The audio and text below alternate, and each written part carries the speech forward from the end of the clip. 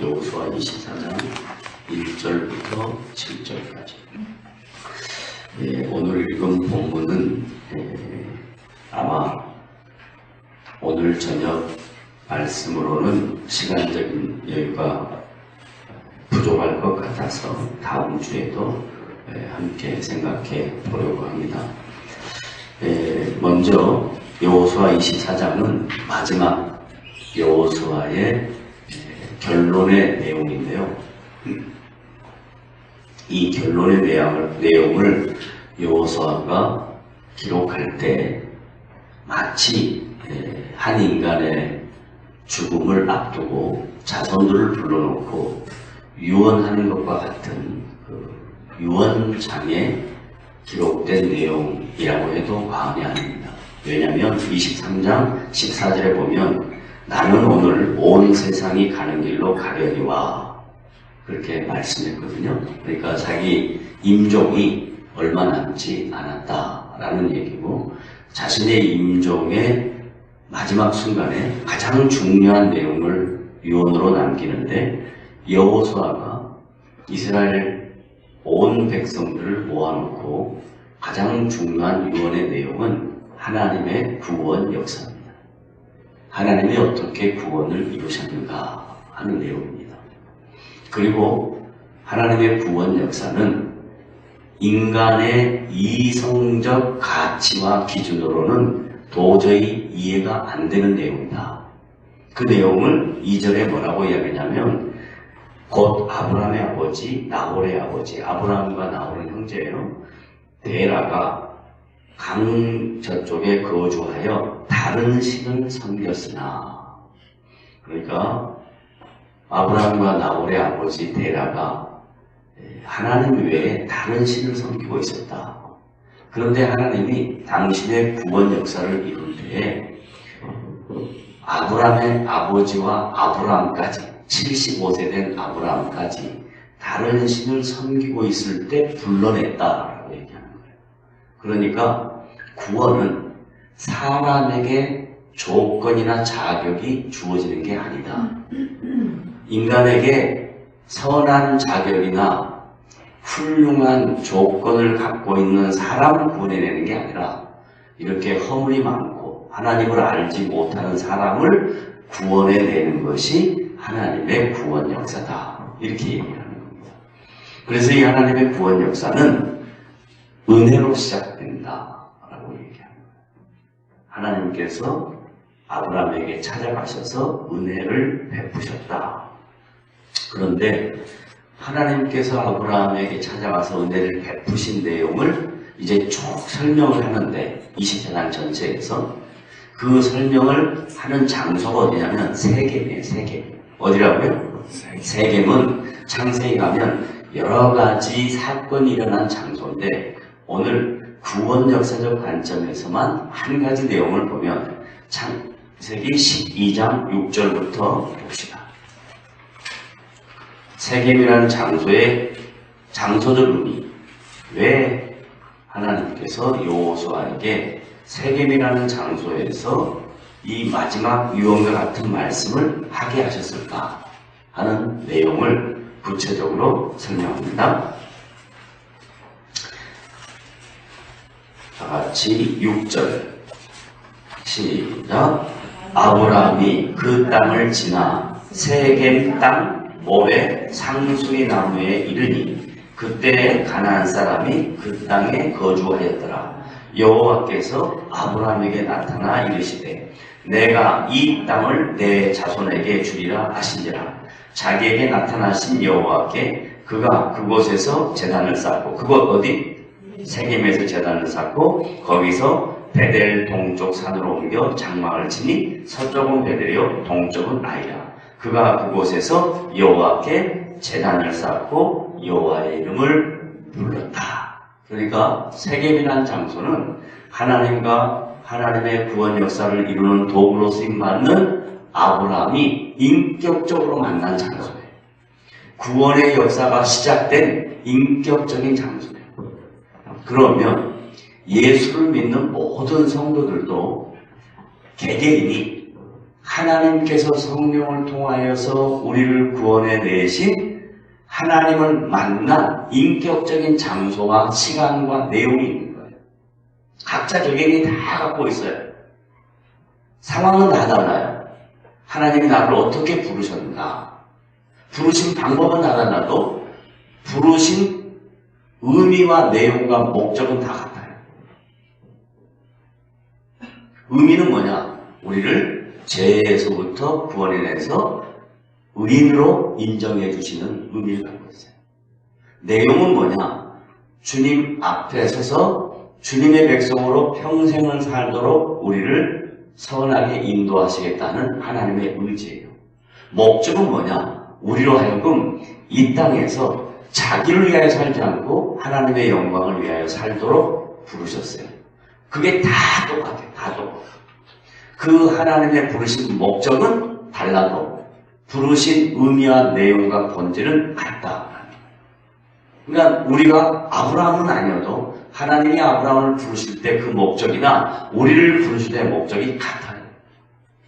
그러니까 우리가 얼마나 존귀한 자인가, 우리가 얼마나 하나님 앞에 소중한 자인가 하는 재인식을 해야 합니다.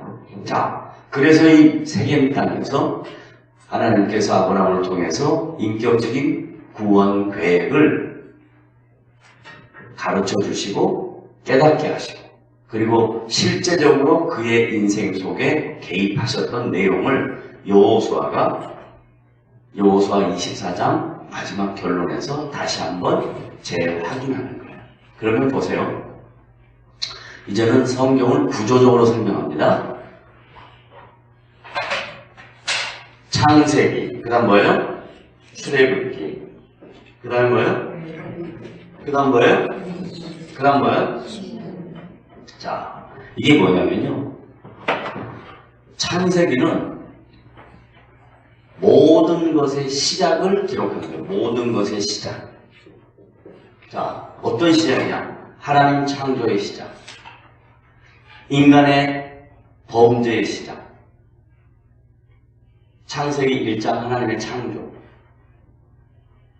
그리고 2장 3장까지 연결돼서 인간의 타락, 그리고 3장 15절에 하나님의 구원의 시작,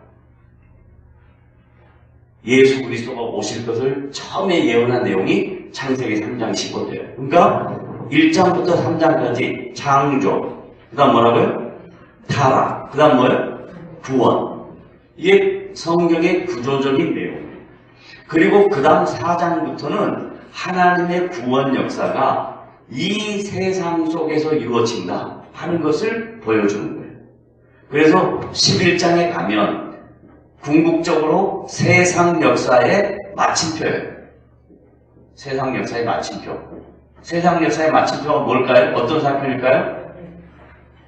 응? 세상 역사의 가장 클라이막스 뭘까요? 또 홍수. 그렇지, 바벨탑, 바벨탑. 인간이 뭐처럼 되고 싶은 거예요? 하나님처럼 되고 싶은 거예요.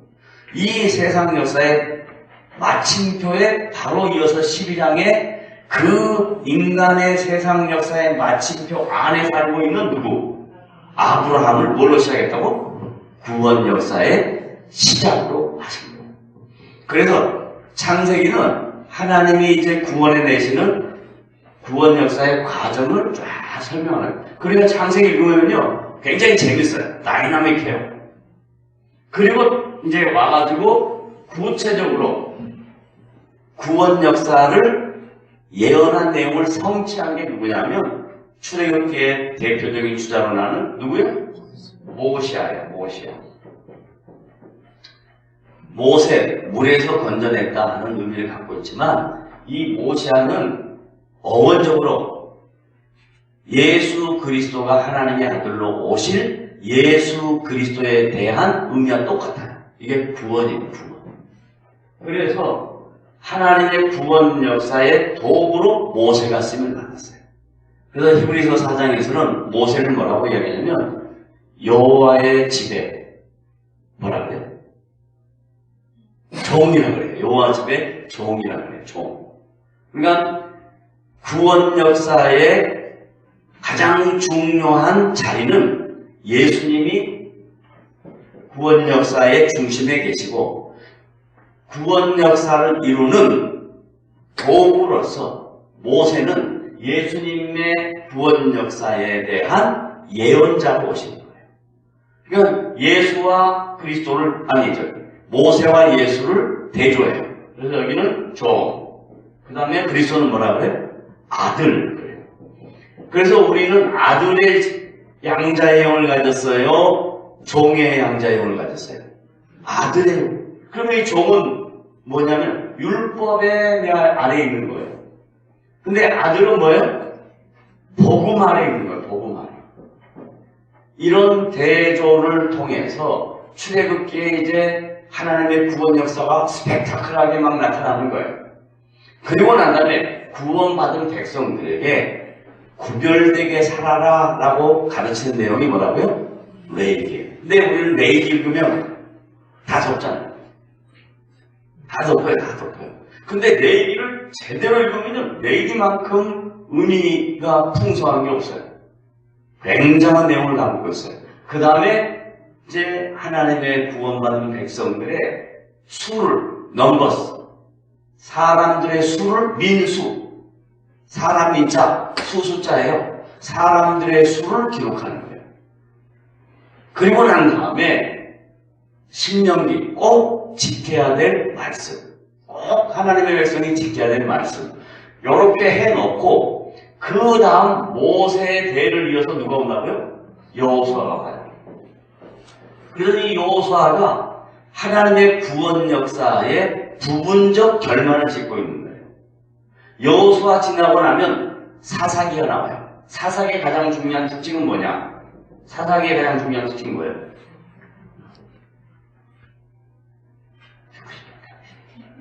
사사기의 중요한 특징은 뭐예요?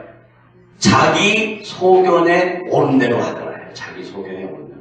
그러니까 하나님 있어요, 없어요? 없어요. 하나님 관계 없어요. 자기 소견에 옳은 대로 하더라요. 다른 말로 말하면 예수를 믿고 신앙생활을 쭉 해도 사사기처럼 사사기 시대처럼 자기 소견에 옳은 대로 산다 안 산다? 산다 안 산다? 산다. 자기 소견에 옳은 대로 산다. 자기 소견에 옳은 대로 사는 그 시대에 하나님이 누구를 세워냐면 사사들을 세워놔요. 사사들. 그래서 그 사사를 통해서 하나님의 뜻을 전달해 주는 거예요. 이렇게 살아야 된다라고 하는 거예요. 그래서 다시 한번 정리합니다. 창세기부터 신명기까지 모세 오경을 통해서 하나님의 구원 역사의 과정을 쫙 이어가다가 여호수아에게 제2대의 지도자에게 이제 구원 역사의 부분적 결말을 보게 하시면서 그 부분적 결말을 과거로 회상해서 하나님은 과거의 역사부터 시작해서 지금까지 쭉 신실하게 약속을 지키셨다. 누구부터? 데라부터 아브라함 다음에 그 다음에 설명하는 거예요. 그 다음 누구죠? 다시 본문으로 돌아가보세요. 여호수아 24장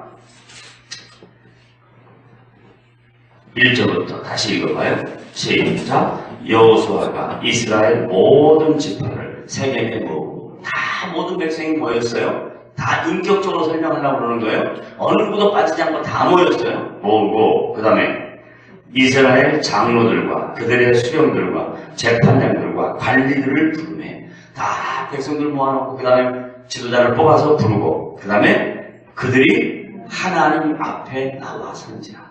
다른 말로 표현하면 신앙생활은 하나님과 하나님 백성 사이에 대면하는 것이고 인격적인 걸 하는 거예요. 거기에는 누구 중재자가 필요 없어요. 하나님과 하나님 백성이 하나님과 인격적인 만남을 갖는 거예요. 그럼 옆에 있는 사람은 누구냐? 여기 재판장, 수령, 관리, 돕는 자예요. 돕는 자. 이스라엘 백성을 돕는 자예요. 목사 누구냐? 성도들을 돕는 자예요. 말씀으로 지도하는 자예요. 그런데 하나님을 만나는 자는 개인이 성령을 통해서 인격적으로 하나님을 만나는 거예요. 다른 중재자가 필요 없어요. 그 다음 2절 시작. 여호수아가 모든 백성에게 이르되 이스라엘의 하나님 여호와께서 이같이 말씀하시니라. 자, 여호수아의 말이에요? 하나님의 말씀이에요? 하나님의 말씀이에요. 지금 여호수아는 대언하고 있는 거예요. 대언. 자기가 하나님 아니에요. 그러면 하나님 하신 말씀의 내용은 뭐냐? 시작. 옛적에. 제가 아까 그랬죠? 시간을 어디로 옮겨갔다고요? 과거로 옮겨갔어요. 과거로 옮겨가서 과거부터 지금까지 하나님이 하신 말씀이 그대로 신실하게 이루어지고 있다. 하나님이 하신 말씀, 약속이 그대로 지금 이루어지고 있다. 아브라함하고 여호수아하고 몇 년 차이 나요? 약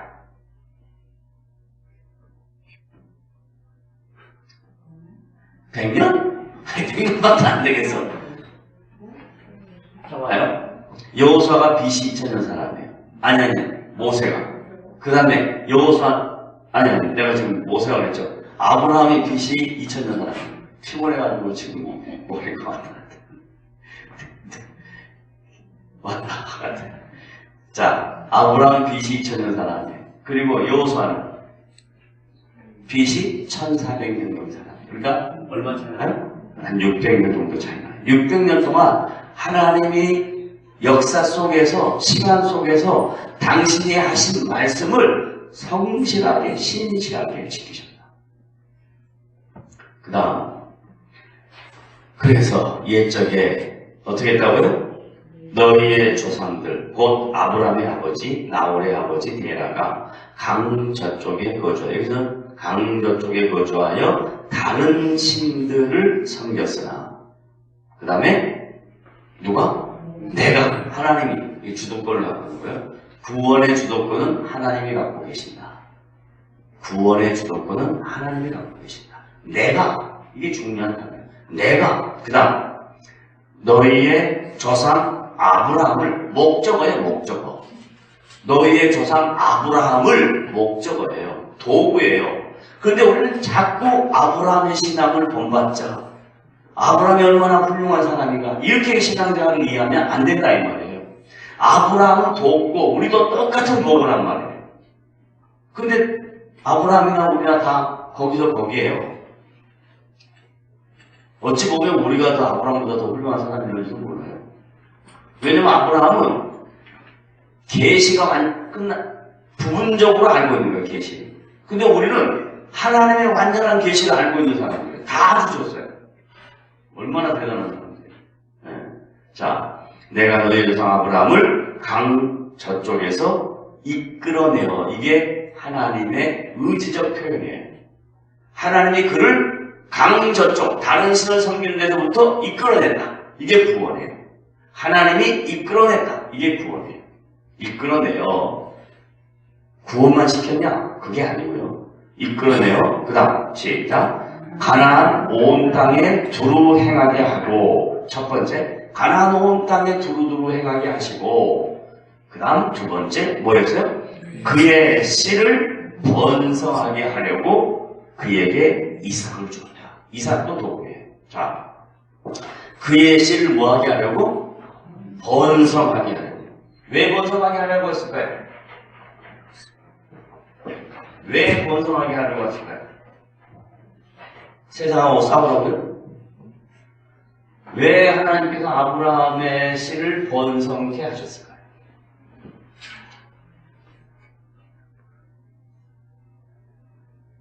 어려운가요? 왜 하나님께서 아브라함의 씨를 번성케 하셨을까요? 그렇지, 약속했으니까. 창세기 12장 1절부터 3절. 그래요. 봐봐요. 다 찾아봐요. 다시. 창세기 12장 1절부터 3절. 여호와께서 아브라함에게 이르시되 너는 너의 원토 친척 아비 집을 떠나 내가 내게 지시할 땅으로 가라. 그 다음에 뭐라 그랬어요? 내가 너로 큰 민족을 이루게. 자 보세요. 누가? 하나님이. 누구로? 아브라함으로, 도구로. 뭘 이루겠다? 큰 민족을 이루겠다. 그런데 아브라함이 그걸 믿어요? 못 믿어요? 못 믿죠. 못 믿죠. 그래서 못 믿고 누구를 만들어내요?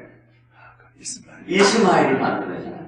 이스마엘 하나님의 약속을 못 믿고 그 약속의 씨를 못 믿고 만들어낸 인간의 힘으로 얻은 이스마엘이 지금 하나님의 구원 역사를 철저하게 대적하는 세력이에요. 그게 지금 우리나라에게도 조만간에 이슬람의 세력들이 막강하게 기독교를 적대시하는 모습으로 곧 나타날 거예요.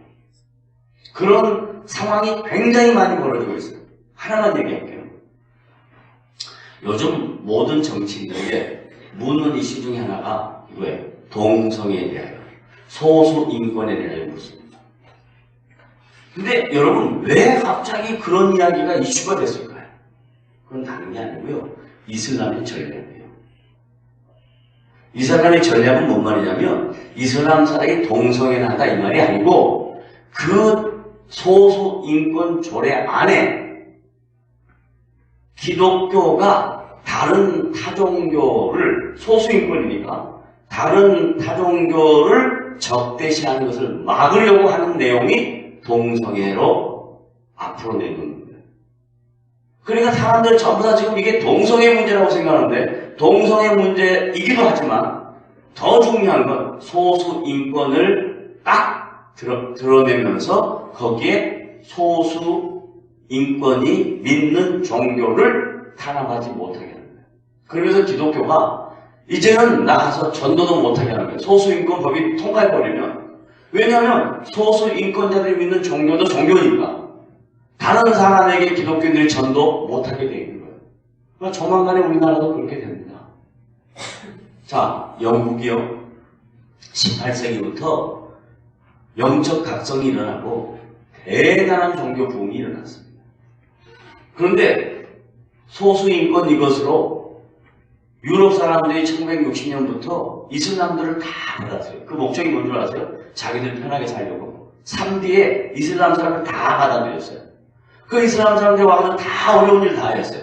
그러면서 그들이 한 일은 뭐냐? 아이만 계속 출산해요. 이렇게. 왜냐하면 이 나라에 공공의료가 잘 돼 있고 그리고 교육 정책이 잘 돼 있으니까 그저 애만 막 출산해요. 그래서 영국, 프랑스 이런 나라는요 엄청난 이슬람 사람들이 있어요. 영국에서는 거리전도 절대 못합니다. 그럼 바로 잡혀 들어갑니다. 그래서 어떻게 하냐면 우리나라도 가두대 이렇게 놓고 하는 데 있죠. 누가 그만해요? 하수대, 여호와 지금 제일 많이 하잖아요. 전철역마다 그거였어요. 근데요 복음 전하는 복음 전도제는 하나도 없어요. 우리나라도 조만간에 그렇게 된다니까요. 조만간에. 그럼 왜 이렇게 기독교들이 멍하고 있냐? 기독교가 가장 중요한 복음의 본질을 놓치고 자꾸 이 세상에서 잘 먹고 잘 살고 복 받고 이런 것만 얘기하니까 이건 기독교의 본질이 아니거든요. 근데 본질이 아닌 것들을 강하게 강조하고 내용을 설명하고 이렇게 하니까 한국 기독교가 점점 사회에서 영향력이 떨어지고 있는 거예요. 자, 옆으로 얘기하셨는데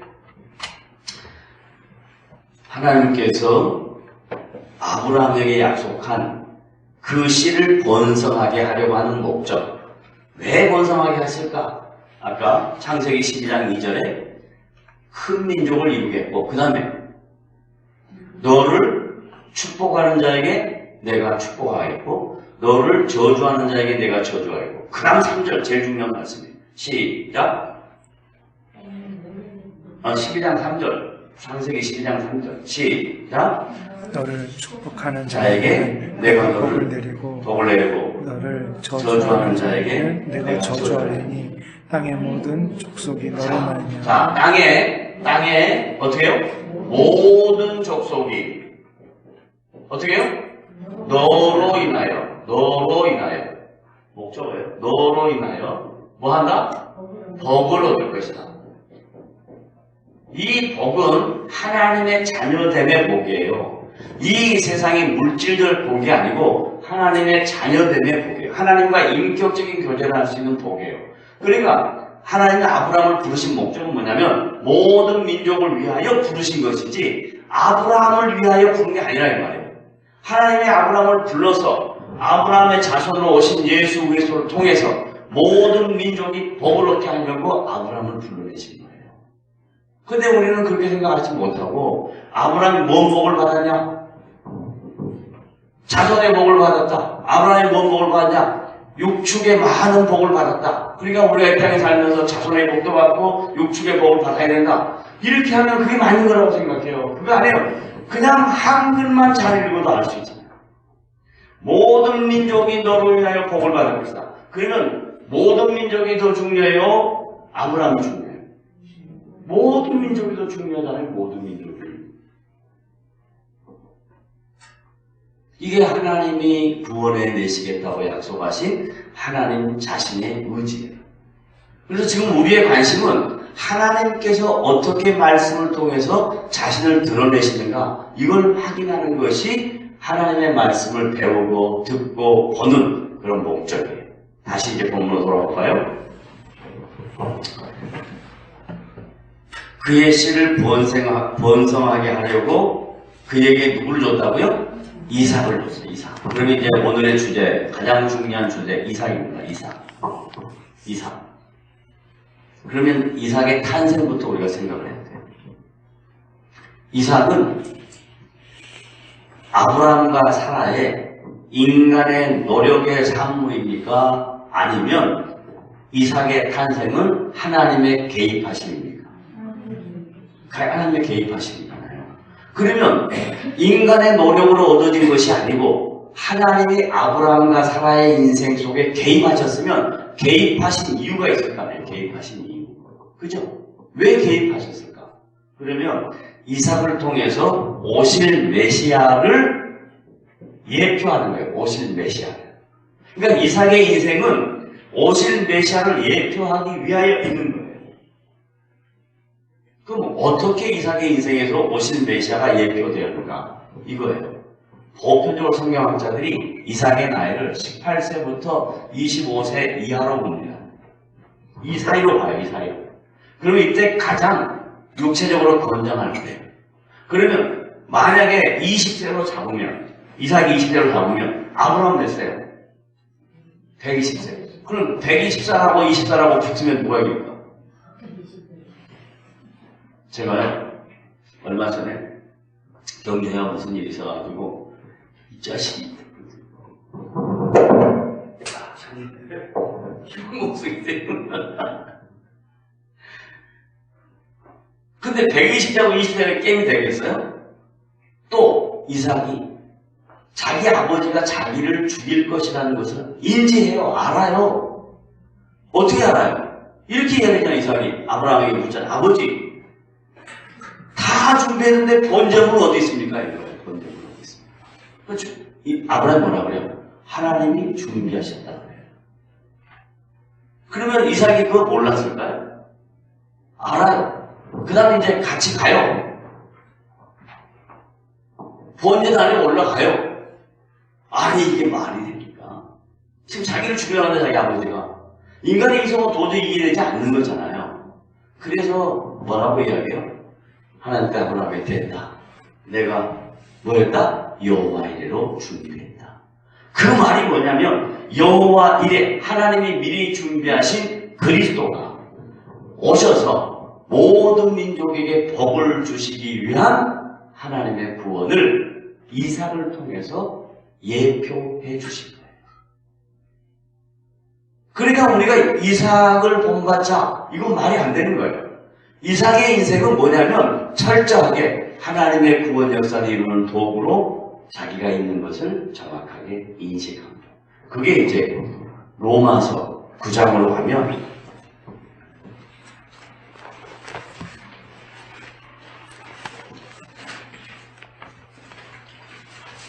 하다가 시간이 되면 그냥 끝내고 다음 주로 이어가겠습니다. 로마서 9장.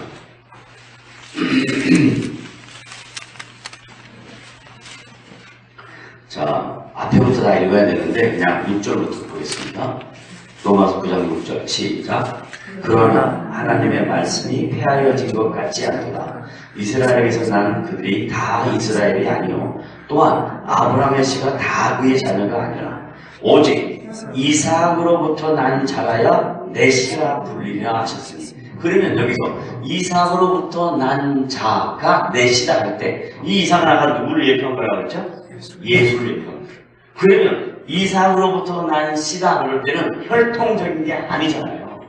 지금 로마서 9장에서 유대인들을 향하여 질타하고 있는 거거든요. 유대인들이 우리는 아브라함의 후예다. 그건 혈통이에요. 근데 바울은 야 혈통으로 얘기하지 말아라. 이삭의 씨로 난 자라야 가능하다. 예수 그리스도로 말미암아 하나님의 자녀가 된다. 이 얘기를 하는 거예요. 그러면서 예를 드는 거예요. 예. 어떻게 예를 드냐? 8절 시작. 곧 육신의 자녀가 하나님의 자녀가 아니요 오직 약속의 자녀. 누구? 예수 그리스도의 약속의 자녀로 씨로 여기심을 받으니라. 그러면 이제 이 약속의 자녀는 누구냐? 또 이어서 설명하는 거예요. 시작. 약속의 말씀은 이것이니 명년 이때에 내가 이르리니 사라에게 아들이 있으리라 하시니라. 그뿐 아니라 또한 리브가가 우리 조상 이삭 한 사람으로 말미암아 임신하였는데 그 다음 11절 그 자식들이 아직 나지도 아니하고 무슨 선이나 악을 행하지 아니한 때에 뭘 따라? 택하심을 따라. 그럼 하나님의 택하심은 태어나기 전에 택했다는 거 아니에요? 이해됐어요? 그래서 창세전에 우리를 택하사 그런단 말이에요. 창세전. 우리가 태어나가지고 선한 행위, 착한 일, 훌륭한 일 이래서 부른 거 아니라니까. 자, 무슨 선이나 악을 행하지 아니한 때에 택하심을 따라 되되 그 다음에 하나님의 뜻이 행위로 말미암지 않고 오직 부르시는 이 다른 말로 하면 하나님의 의지로 하나님의 구원 역사로 말미암아 서게 하려 하사. 그 다음 리브가에게 이르시되 큰 자가 어린 자를 섬기게 하셨으니. 아직 지금 태어나지 않았어요. 쌍태의 둘 중에 큰 자가 어린 자. 큰 자가 누구예요? 에서가 누구를 섬겨요? 야곱을 섬긴다. 그래서 뭐라냐? 13절 시작. 기록된 바 내가 야곱은 사랑하고 에서는 미워하셨다 하신과 같으나 하나님이 사랑하는데 누가 말하리? 이 말이에요. 하나님이 야곱을 사랑하겠다는데 누가 말하리? 누가 우리를 대적하겠냐? 이 말이에요. 그러면 하나님이 나를 사랑했다면 나 외에 다른 사람도 하나님의 사랑의 대상이라면 우리가 그 하나님의 사랑의 대상을 자기 잣대로 자기의 기준으로 저 사람 문제 있어, 저 사람 안 돼 이런 말을 해서는 안 된다 이 말이에요. 안 된다 이 말이에요. 왜? 하나님이 우리를 불러내실 때는 분명한 목적이 있어요. 분명한 계획이 있어요. 제발 자기 기준으로, 자기 판단으로, 자기 삶에 살아왔던 어떤 인간적 판단으로 다른 사람을 정죄해서는 안 됩니다. 하나님이 내가 야곱은 사랑하고 에서를 미워했다. 이 말은 뭐냐면 야곱은 선택하고 에서는 유기했다. 이 말이에요. 미워했다라는 말은 유기했다. 모르는 척한다. 자, 그렇다면 이제 다시 여호수아 24장으로 돌아가면 어디까지 했냐면 여호수아 24장에